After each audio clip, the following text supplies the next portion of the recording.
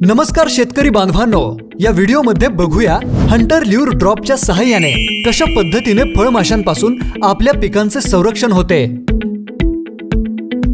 सगळ्यात पहिल्यांदा प्लास्टिकची एक रिकामी बाटली घ्या। त्यामध्ये व्हिडिओमध्ये दाखवल्याप्रमाणे चाकू किंवा कटरच्या सहाय्याने 3 किंवा 4 खिडक्या बनवा।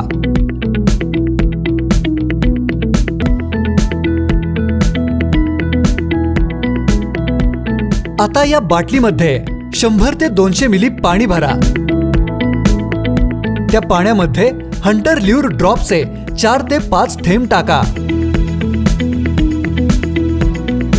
त्यानंतर बाटली टोपणाने बंद करा। एका छोट्या रस्सीने या बाटलीच्या वरच्या भागात बांधा। अशा पद्धतीने हंटर फळमाशी ट्रॅप बनवला जातो। हा ट्रॅप आता शेतामध्ये फळबागांमध्ये लावा।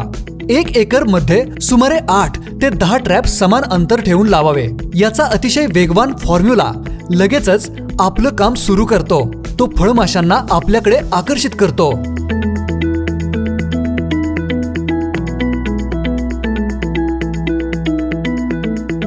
या मिश्रणाच्या संपर्कामध्ये फळमाशा येतात आणि त्याच्यामध्ये मरून जातात।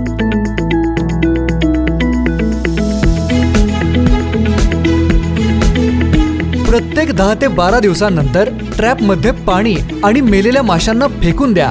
बाटली स्वच्छ पाण्याने धुवून त्यामध्ये नवीन ट्रॅप बनवा। अधिक माहितीसाठी संपर्क करा दिलेल्या नंबरवर।